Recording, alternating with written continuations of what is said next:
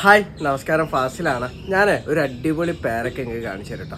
വരി, നമ്മളെ ജപ്പാൻ്റെ gold nine എന്ന് പറഞ്ഞൊരു വെറൈറ്റി ആണ് കേട്ടോ. അത് കാണിച്ചു തരാം. ഇതിൻ്റെ മുന്നേ കായ്ച്ചത് ഞാൻ വീഡിയോ ചെയ്തിട്ടുണ്ട്, പക്ഷേ ഇത് അത്യാവശ്യം നല്ല വലിപ്പത്തിലാണ് കായ്ച്ചത്. ഇത് കണ്ടില്ലേ, ഇതിൻ്റെ വലിപ്പം നിങ്ങൾ നോക്കി, നല്ല വലിപ്പത്തിൽ നല്ല കളറ് വന്നിട്ടുണ്ട്.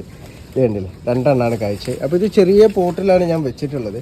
ഇതിൻ്റെ മുന്നും ഇതേപോലെ കായ്ച്ചിരുന്നു, അപ്പോൾ ഞാൻ വീഡിയോ ചെയ്തിരുന്നു. അപ്പോൾ പലരും പറഞ്ഞ് ഇത് ഗോൾഡ് നയൻ എന്ന് പറഞ്ഞ വെറൈറ്റി ഇല്ല, അത് ഗോൾഡ് 8 ആണെന്നുള്ളത്. അപ്പോൾ ഗോൾഡ് 8 നമ്മളെ ബംഗ്ലാദേശിൻ്റെ ഒരു വെറൈറ്റി ആണ് കേട്ടോ. ഇത് ജപ്പാൻ്റെ ഗോൾഡ് നയൻ എന്ന് പറഞ്ഞാൽ നമ്മളെ കറക്റ്റ് നമ്മളെ വൈറ്റ് ഡയമണ്ട് ഒക്കെ അല്ലേ, ആ വൈറ്റ് ഡയമണ്ട് ഒക്കെ ഒരു ഏകദേശം ടേസ്റ്റാണ്. അതേപോലെ തന്നെ സീഡ് കുറവായിരിക്കും കേട്ടോ, നല്ല വലിപ്പം വെക്കും ഇത്. അപ്പോൾ നമ്മളെ കാലാവസ്ഥയിൽ നല്ല രീതിയിൽ കായ്ക്കുന്ന ഒരു വെറൈറ്റി തന്നെയാണ് കേട്ടോ ഈ ഗോൾഡ് നയൻ എന്ന് പറഞ്ഞ വെറൈറ്റി.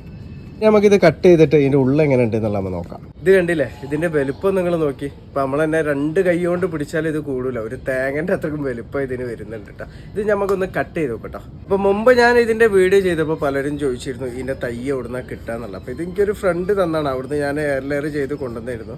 പിന്നെ ഇതിൻ്റെ മുന്നേ ഒരു വർഷം മുന്നേ ഞാൻ ലിയാ ഗാർഡനിൽ പോയ ടൈമിൽ അവിടെ ഇതേപോലെ ഇതിൻ്റെ തൈ ഞാൻ കണ്ടിരുന്നു. പക്ഷെ ഇപ്പം ചോദിക്കുമ്പോൾ അവിടെ ഇല്ല. അപ്പോൾ ഇതിൻ്റെ തൈ ഇപ്പോൾ ഇവിടെ കിട്ടാന്നുള്ള കറക്റ്റ് പറയാൻ വേണ്ടി പറ്റില്ല. ഇത് കണ്ടില്ലേ, ഇതിൻ്റെ ഉൾഭാഗം കണ്ടില്ല, സീഡ് വളരെ കുറവായിരിക്കും കേട്ടോ. നമ്മളെ വൈറ്റ് ഡയമണ്ടിൻ്റെ പോലെ തന്നെ സീഡ് വളരെ കുറവായിരിക്കും. നല്ല ടേസ്റ്റുള്ള ഒരു പേരക്കന്നാണ് കേട്ടോ ഇത്.